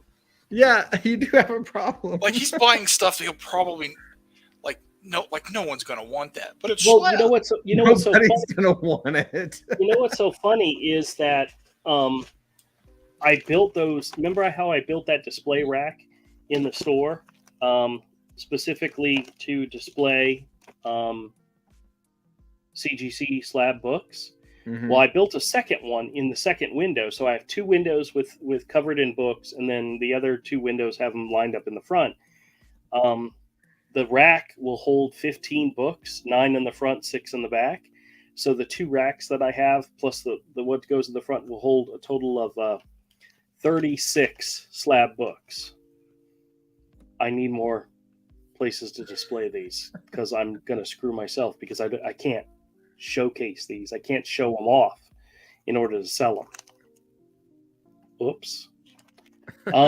This is Amazing Spider-Man number 58 from Marvel Comics. It's one of the relaunches of. It's just a cool looking cover. It's a Mark Bagley cover, Spider-Man in action. It was a 9.8, so I picked it up. So That's it's a cool cool. looking cover. So Next up is The Amazing Spider-Man Renew Your Vows, issue number 5. It was another one that was a 9.8. Picked it up just because it wasn't that expensive, so cool. This one, I think I may have showed you guys before, but it's Web of Spider-Man number 23. It's an early Web of Spider-Man issue. It's got a cool cover with Slide, a character on it that I thought was really cool as a kid. This one's a little bit older. It's a 9.2, but still. I have somebody that might be interested in buying it. Next up is Captain Marvel number 16. This is Legacy Captain Marvel number 50, and this is the comic mint edition with the cover by Peach Monoko. Mm-hmm. I just like the cover. Yeah, she's a interesting artist. It's not my style, but I totally get why people dig her. There's some things that she does that I absolutely love. There's some things I think is just dog crap, but yeah, that one I liked. So next up, I didn't realize this was a second print when I got it, or when I originally started bidding on it, but it's Venom number 26. I just really like the cover. It had Venom in like a Green Goblin type glider type outfit. I just thought it was really cool, but I didn't realize it was a second print. But still, it's a 9.8. So thing somebody is, out though, there, it may be lower numbers than the first printing, so in the always a long run, possibility. it may end up being worth more. Now, these are the two that I bought that I paid a little bit of money for. And if they never sell, I'll be happy to keep them. You say that about all your books, though. You know that, right? Yeah, I know. I would keep every single one of these if they didn't sell. Strange Academy was an instant hit. It was written by Scotty Young with Humberto Ramos on art. Art Adams did character profile alternate covers for the first 13 issues. And I got a copy of issue number 1, a 9.6 with the Art Adams variant. And cool. I got a copy of issue number 13 with the Art Adams variant. This one's of Magic. That's one of my, I've seen that in black and white. I love that drawing. Isn't that awesome? It's so good. So yeah. I picked those two up mainly for me. I will take them to the store. I will put them on display, and I will put ridiculous prices on them. And if they sell, they sell. If they don't, I'll be happy to keep them. Yeah. Magic was one of my favorite characters in New Mutants. Oh yeah, I love it. She was called Darkchild for a while. She was. I like when you got to see her demonic Darkchild version from Brent Blevins back in New Mutants. I thought that was like super, super, super hot. He's a phenomenal artist. So yeah, she was a character that lots and lots of potential, and I think she's actually grown and matured as a character in the books to where she's not so much a smart ass kid, with a wild streak. She's more of she's very much she could easily be a leader in the X-Men world. She's become that much of a mature character. So, but for those of us still reading, not really, but there you go.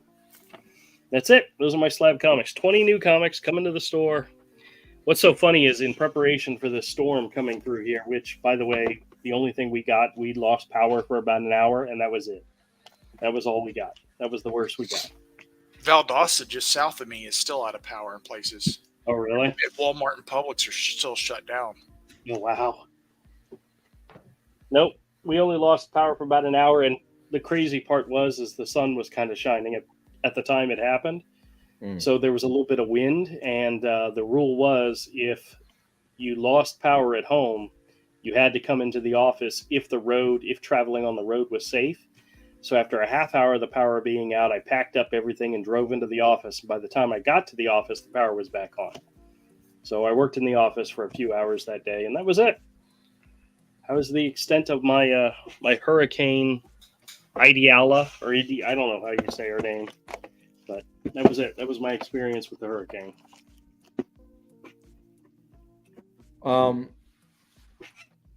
Zach, how are you doing, man? You want to take the spotlight off me, or you want to keep looking at my pretty face? Holy shit. I don't know. I mean, kind of forgot you guys were there. To be honest, Great. you're prattling on about comics, and meanwhile I'm just sitting back, enjoying a glass of red wine and contemplating the miseries of existence. Red wine, gross. Contemplating the miseries of existence. I love it. No, it's well, what's to say? We had a hurricane earlier this week. Fortunately, it was on the other side of the state though, so what for people in the Big Bend was a terrible thing. Was for us just nothing more than a very heavy rainstorm. Yep. And fortunately, it was a very fast hurricane, so it just rolled right over the southeast and is now somewhere over the Atlantic. Although I'm told there are now 6 major weather systems in the Atlantic right now, just kind of like hanging around, kind of like I'm kind of like people who are like hanging outside a store, pressing their noses against the glass, and wondering if they should go in or not. That sort of thing, like back in the day when people used to do that. You mean loiterers? Nah, yeah, something like that. More like those kids. More like those kids who back in the day would hang out at a record store all day and never actually buy anything, just hang out and form that basically form their artistic and cultural tastes by hanging around with other people, but they would never actually buy anything. We know kids that did that at comic shops. That's Yeah, right. Same thing, of course. There's no such thing as record stores anymore, and excuse me. That's There it. aren't many comic book stores around anymore. I mean, every time I go around, I see another closed. Yeah, Yeah, sad. it's a thing. Well, I mean, digital distribution's the future, obviously. Let's see what else. What else is there to report? Well, still writing, still playing around. I'm still testing out the AI to write to write stuff. How's it working? It's a mixed bag. You can generate a lot of text very quickly, but when it comes to dialogue, it's not very good. It's like I've noticed that it uses a lot. It kind of uses a lot of the same repetitive phrases over and over and over. So you can generate a first draft relatively quickly, but you're gonna have to go back in there and rewrite a lot of it. It's definitely a time saver, but it's not like you can just punch in a few parameters, press a key, and then hey presto, you got a novel. You still have to actually put in the work. It's not as much work, but it's still work. Interesting. I'll be honest. When it comes to like writing my own stuff, the stuff that I actually like, I'll probably stick to doing it the old-fashioned way, just because I have my own voice. And as much as I've tried, I can't quite get the program to mimic it. But for the stuff we're doing, I can see it working. If we're probably gonna have to at some point have to start generating content relatively quickly. Mm-hmm.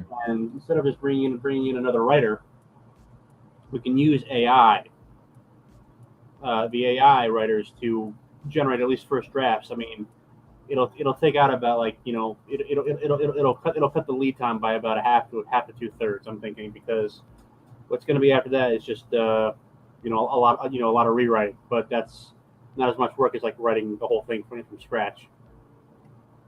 So here's the thing, like the novel that I sent to you, the novel that still hasn't come out yet, hint.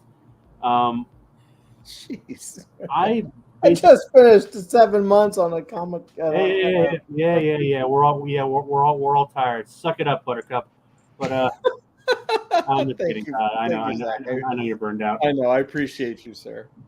No, but here's the thing, though. That novel took me about 3 months to write, and that's pretty fast doing it the old-fashioned way. Yep. I could generate a first draft of a novel of comparable size in about 2 weeks, maybe a week if I pushed it. Then maybe another 2 weeks for rewrites before it's submitted for inspection.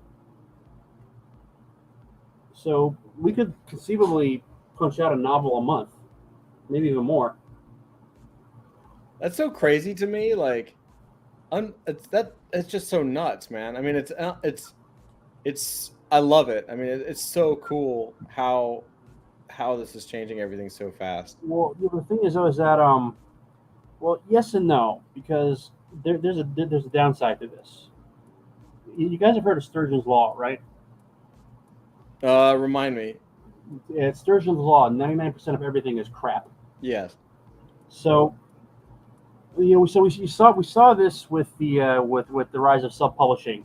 Digital publishing. Instead of like having to submit your book to an editor, hope it gets past the editorial assistant, like going to the slush pile, or paying for the publication yourself and selling it out the back of your truck, which you can now publish books to Smashwords, Amazon, Barnes and Noble, all by yourself. So anyone can publish a book.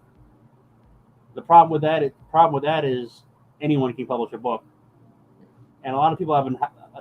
The saying is that everyone has at least one novel in them, but for most people, they're not very good, or they're very derivative. Right. So if you go to Amazon and you look at all the indie books being published, I mean, 99% of them are just like you can sort of recite the plot from like heart without even reading it, like spunky strong female character, brooding damaged male love interest, evil wizard sorcerer, or if it's an urban fantasy, vampire. Chances are if it's an urban fantasy, the love interest is going to be a werewolf. So right. So it's not necessarily original-ish. Well, and the thing is that I have a feeling that it depends. I mean, if AI makes it easier to write, to create stuff, because writing a book is writing even a short book is a major commitment in time. I'm thinking that what it could do for a lot of people is, I have like a dozen ideas I want to write out, but I can only write one of them on my own. But with AI, I could just put them all out. So it might be a boon to creativity, because people are going to be willing to try more interesting approaches. And if it doesn't work, no matter. It's just an AI book. Right. If it doesn't sell, it doesn't sell. I can just shit out a couple others. But as opposed to writing it the old-fashioned way, you're a little more invested.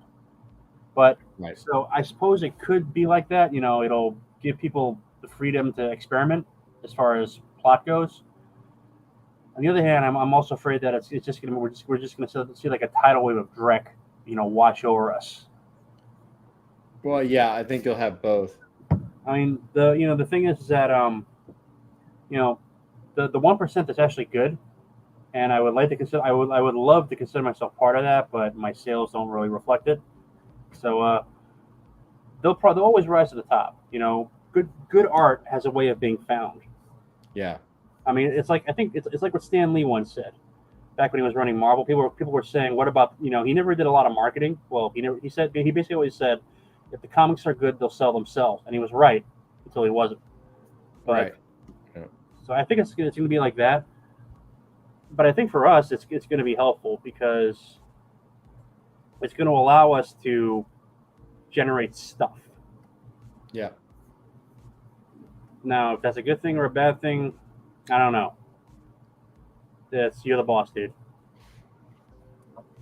Yeah, we'll see. I think overall it'll be good for a while. Well, we create a lot of the plot points and all here on War Games. You see, that's the thing, is that with Pseudowrite, basically it's whatever you put into it's what you're going to get out of it.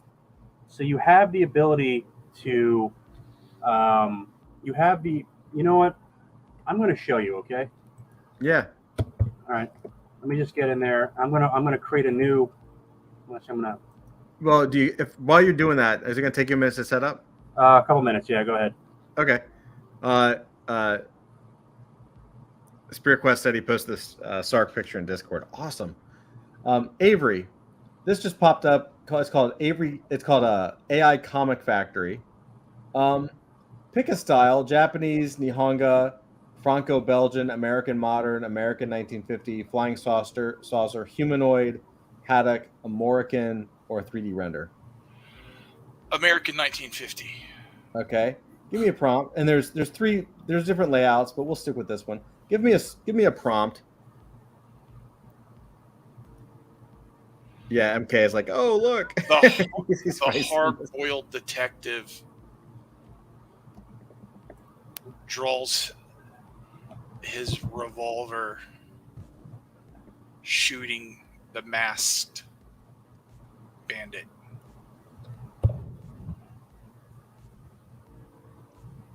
A hard-boiled detective shoots. I don't want to say draws because they would actually probably have it drawing a gun or something. Oh yeah. Shoots the masked bandit. Cool. Here we go. Generate. Generating a new story.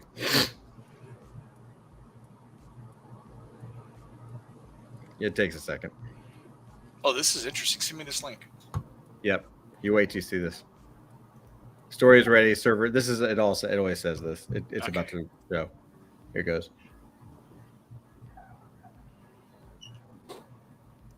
It always seems like the first prompt of it is always like a little slow, but Nice.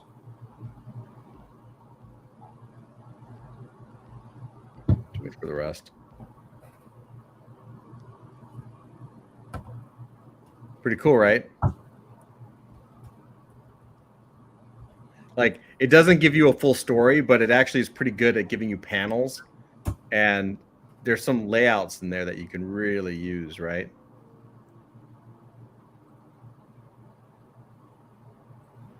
They're pretty cool. Avery's muted or something. Yeah, it looks useful. I wouldn't use any of it as is. I would redraw everything. So watch but this. I would use a lot of basic layouts. Watch this. Humanoid. So humanoid is basically metal hurlant. Right? Makes sense. There's actually two in here that are kind of like metal hurlant or heavy metal. Let's see what this looks like.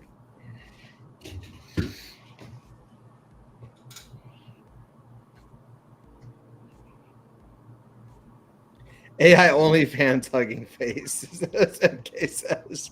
Yeah, don't worry, MK. We got you covered. It's coming soon. Right? Like, look at his face in the top. Look at that. Yeah, it's creating some useful stuff. Yeah, it's not perfect by any stretch. Yeah, but you could use it as a basis for something. For sure. Then you got like Japanese.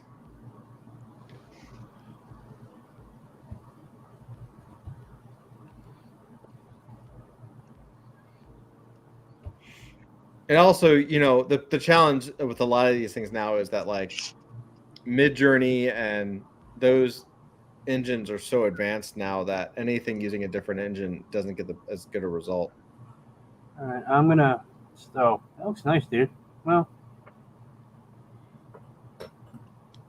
There's stuff there, you know. There's some images there that you could use.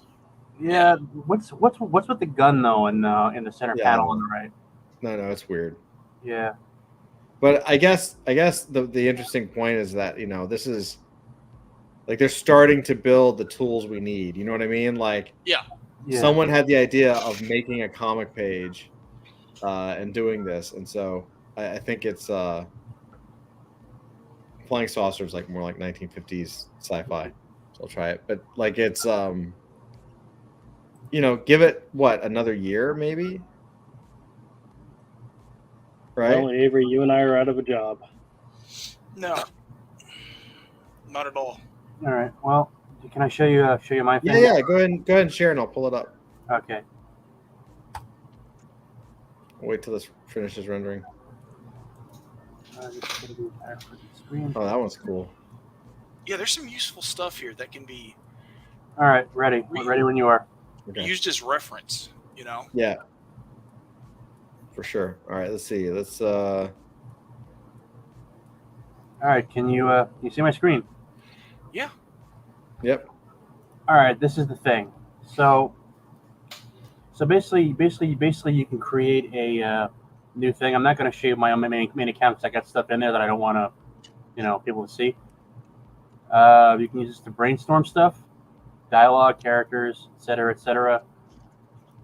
The only downside to this, though, is that you know you only get a set number of words a month, which is why I'm not actually going to generate anything because I'm actually using those words for my own stuff right now. But you get the idea, right?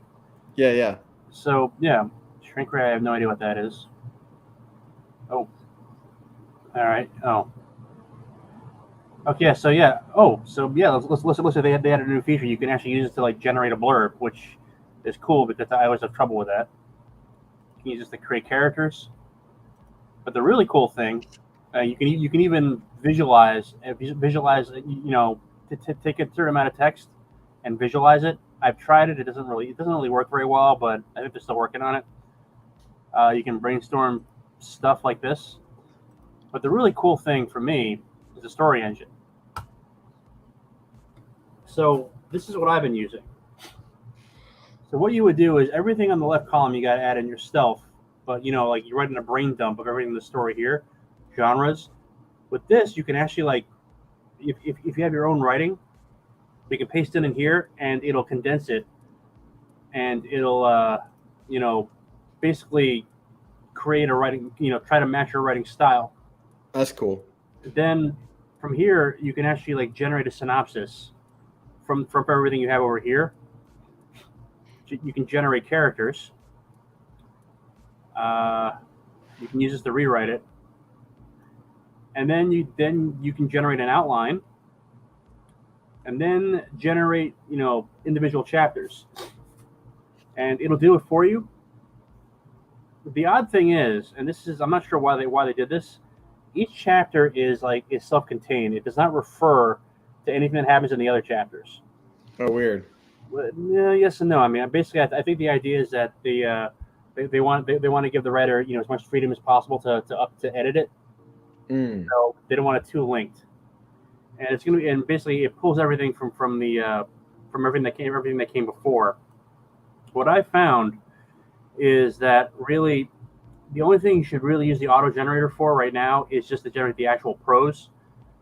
Like everything else here, the brain dump, the synopsis, the characters, and the outline. You want because if you use the generator, it's going to be pretty bare bones. Mm-hmm. And I found that what's the best way to do it is just to write it yourself.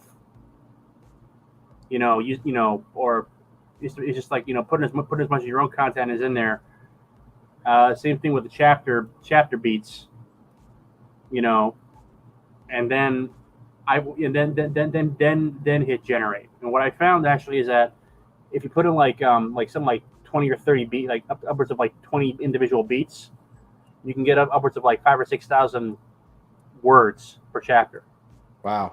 Now, I'm still tweaking it because what I found actually is that a lot of times it'll literally like repeat itself over and over and over. So when you think you have like 6,000 words in there, turns out you have maybe like 4,000 because 2,000 is just literally like just repeating the same beat over and over and over. That might have been yeah. Like it just gets caught in a loop or something. Yeah, that might have just been the way I coded it. So I'm still working on it. But that's the thing, though. I was able to use this to like generate it came to about 85,000 words. After I edited it down, it was like dropped down to about 72,000, which is what we wrote. That's amazing. Novel. And it took me about 2 weeks. Well, actually, no, like 2.5 weeks. It only took that long because I'm working, so I spent a couple hours a day working on it. Dude, that's badass, man. I cannot wait for. I mean, we're gonna produce so much good stuff off using your brain and some skill along with these new tools, man. It's gonna be incredible. Well, the only downside is that you have to pay. Is that the basic plan per month is like 90,000 words. And, they've got like you can buy additional words for like $24. Like I think it's like $19 for like 30,000 words. Mm-hmm. So that's why I didn't want to like actually generate anything because you don't want to waste it. Yeah, I don't want to waste it. Yeah. Well, you're also like a legit writer. Like you've written multiple books, so that makes total sense. Well, yeah. I mean, look, my honest opinion of this. For writing my own stuff, like the stuff I'm putting out in my Substack, Fear of Heaven, yes, shameless plug. The URL is in my avatar. Go visit it, you lazy bastards. Yes, I'm a hell of a pitch man. No, for like my own stuff, I'll probably write it myself because it's like my world. I know it. And if I tried to use an AI to write it, I'd end up rewriting so much it would just be easier just to write it myself the first time around. Yeah. But for like, Pulp Fiction, or just basically, I'll be caught just for content. It's not a bad way to go. Just as long as you know what you're getting into, and the dialogue is going to be a little bit stilted, but that's what editing is for. Yeah, for sure.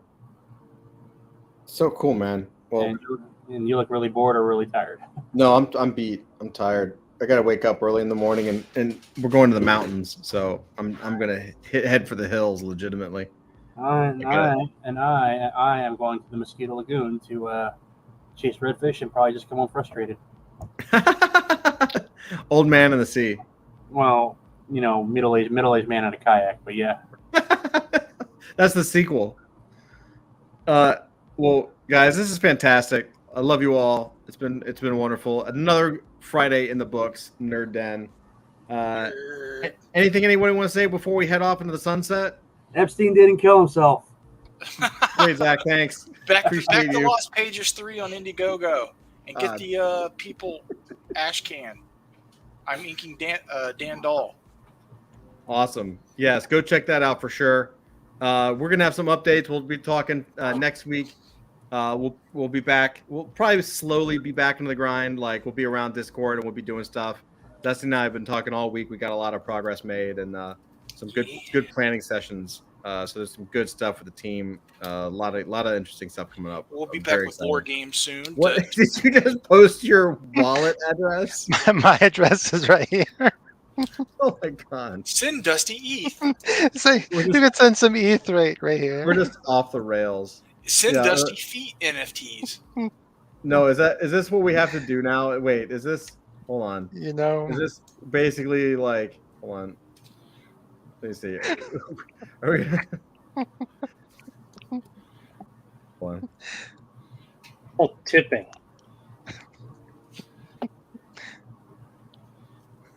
Is this what we're doing now? Hey, somebody Is that where we are, Dusty? Is this what we're doing? Somebody everyone else is asking for money up here, so I'm trying to sell something. That's right. I'm not trying to sell you anything. Come by Misfit Corner Scams tomorrow night at 8 p.m. Eastern Time. We have a wonderful live stream with a lot of activity, a lot of people commenting, and we always have a good time. So come by and join. It's much more funner than this one. Hey, there's sites that let you upload your own images and turn it into an NFT. That's Just start like uploading like random dumb like home photos and sending yeah. to Dusty MK Wallet. exactly. MK says sending junk NFTs now. Awesome, guys. Love you. Happy Friday. Happy Friday to everybody that came out. MK, Kat, everybody else. Carrots, of course. We love you. Thank you so much. Friday. Have a good weekend. Be safe. We'll see you. I'll be coming back on Monday. So see you Tuesday. Yeah, be well, everybody. All right. Take it easy. Peace out. Very good.